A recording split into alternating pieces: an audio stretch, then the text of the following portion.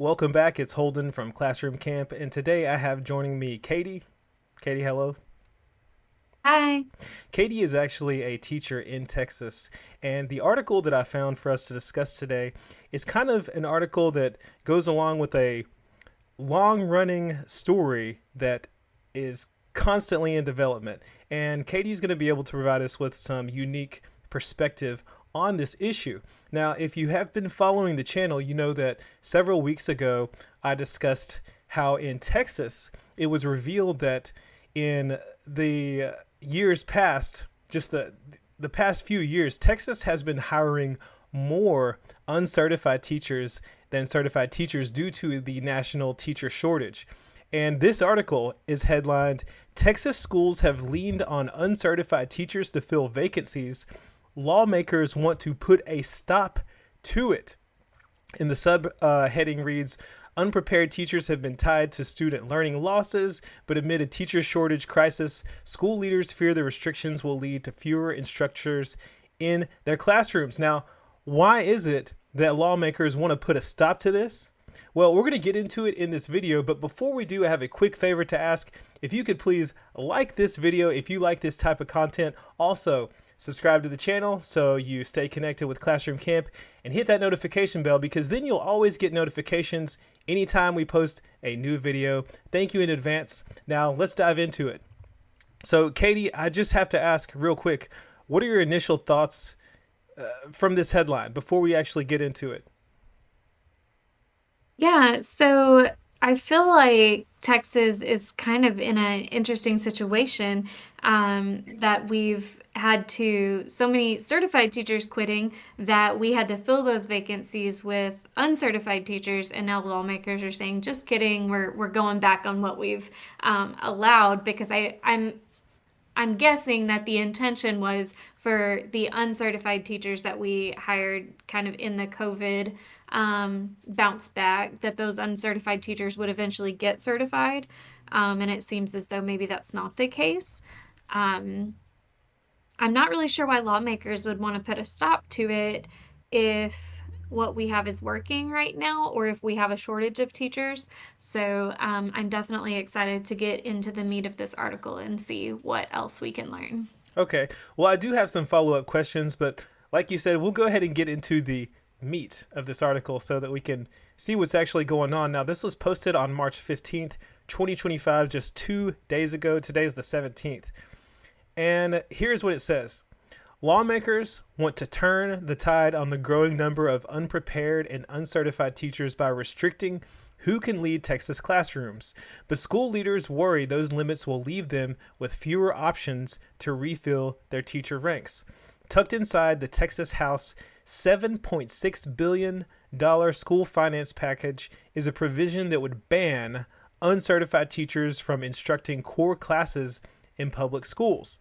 House Bill 2 gives districts until fall 2026 to certify their K through 5 math and reading teachers, and until fall 2027 to certify teachers in other academic classes. So it looks like here that basically the Texas House wants to introduce a bill.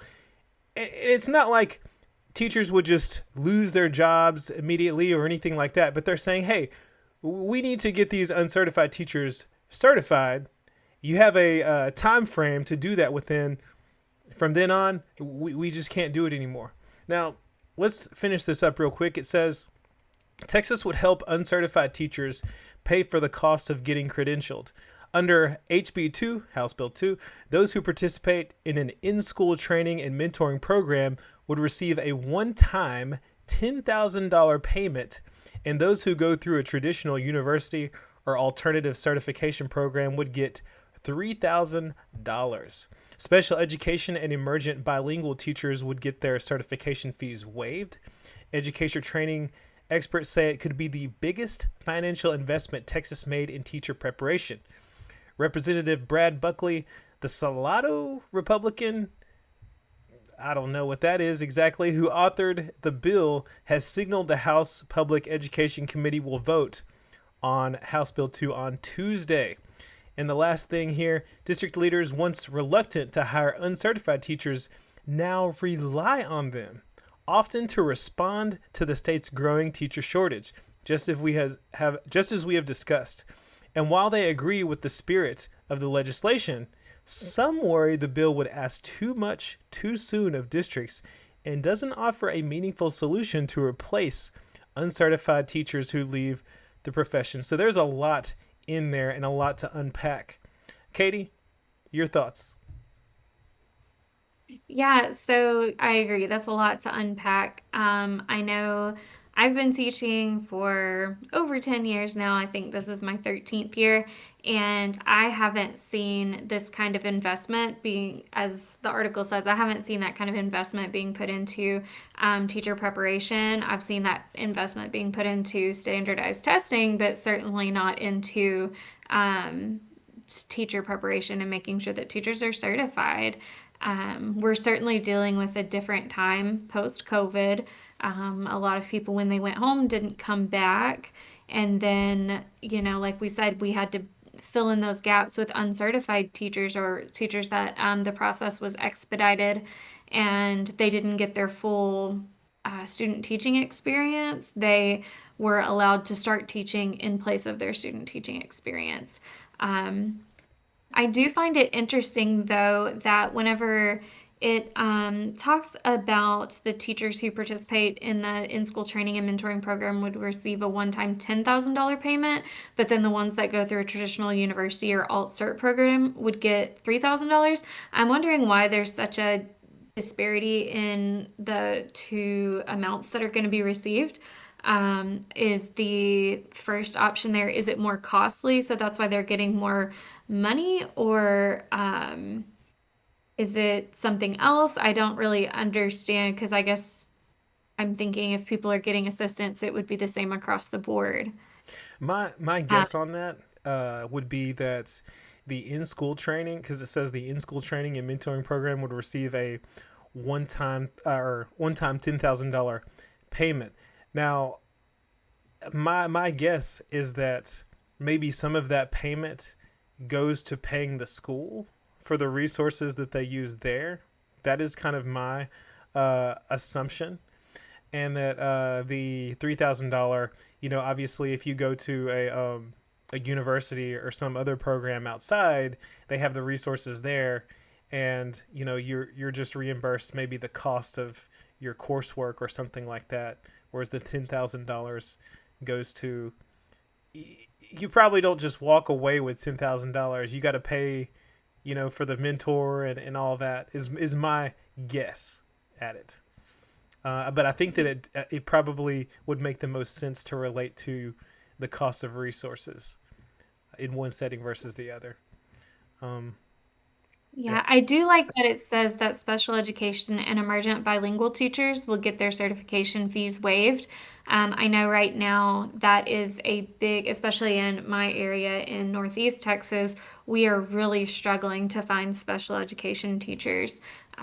You have to get extra certifications that, general classroom teachers don't have, and it would take too long to get. So there's just been not a lot of desire, I think, to move in that direction. And then, of course, emergent bilingual teachers, as times change and different things happen in our country, that's always an ebb and flow situation of how many bilingual students we're serving in our public schools.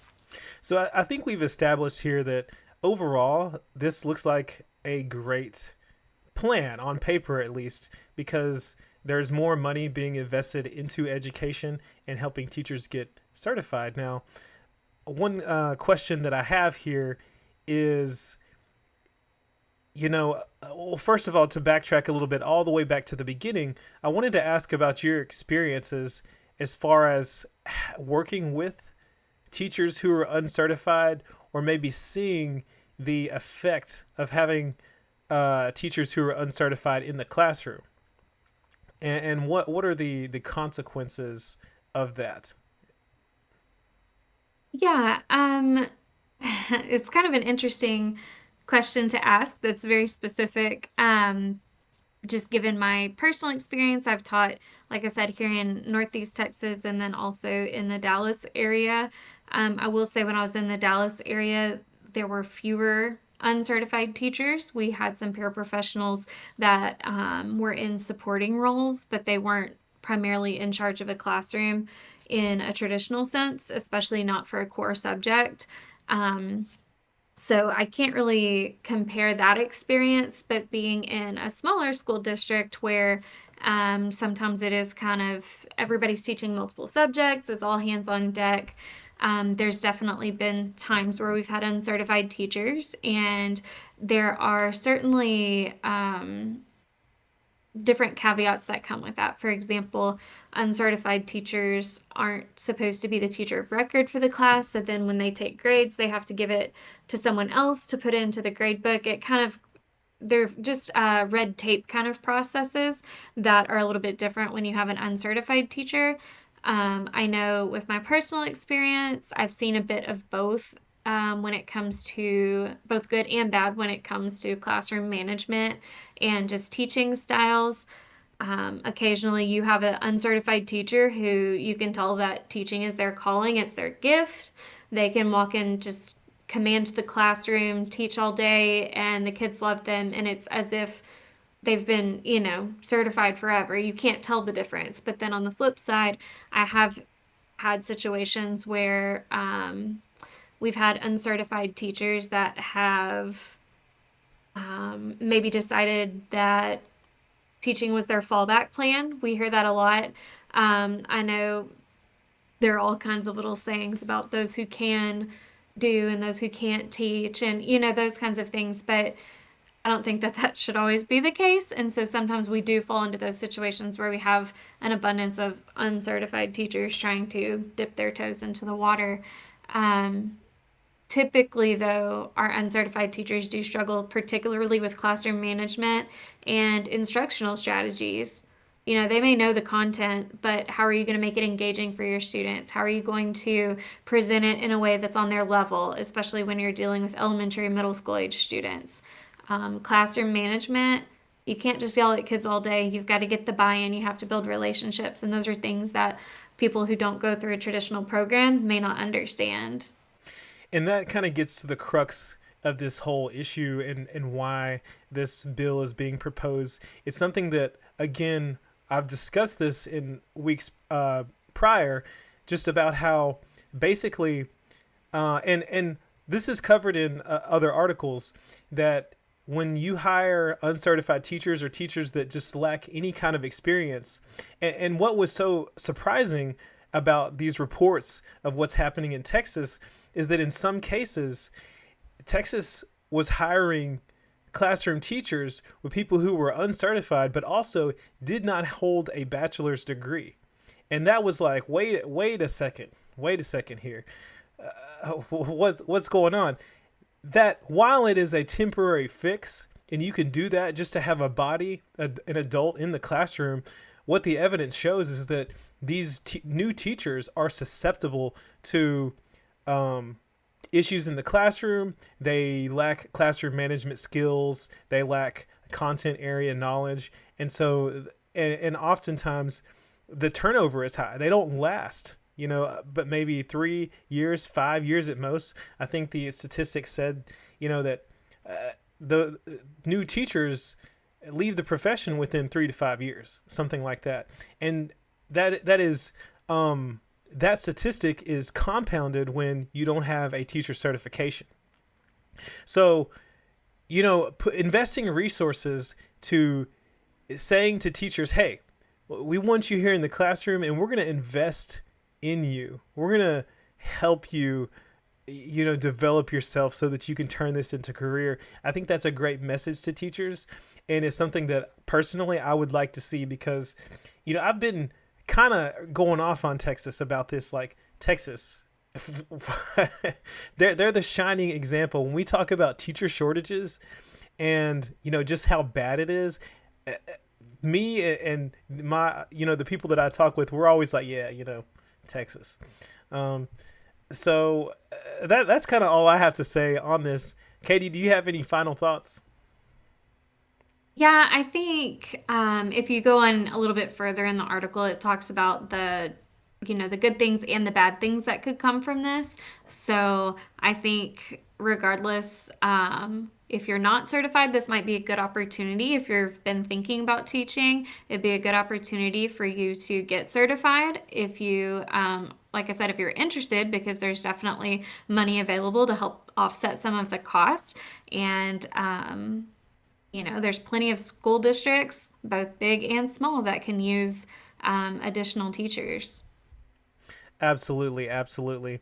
Definitely. And I have said this in a previous video, and I will put a link to this video down in the description. I talked with teacher Kelly Tagg this past week about how there are lots of changes happening in the United States with the Department of Education and things like that. And I don't think there's ever been a more exciting time to be a teacher because something has to be done. The field of education is changing. And as you can see here with this, in this case with Texas, more resources and more money is being invested in that. And if you're thinking about that, just like Katie said, now might be the time to check that out and see if you can find a program or a school or district that is willing to back you on your path to becoming a teacher. Well, that's all we got for you today. Thank you for tuning in. Appreciate it. As always, make sure that you leave a comment down in the comment section below. What do you think about Texas's push and lawmakers saying, hey, we need to invest more money in the field of education? Is this a good thing or is this a waste of money? Let us know. Also, make sure that you subscribe to the channel, hit that like button, and hit that notification bell because we want to stay connected with you. Thanks again for watching. That's all we have for you in this video. See you next time.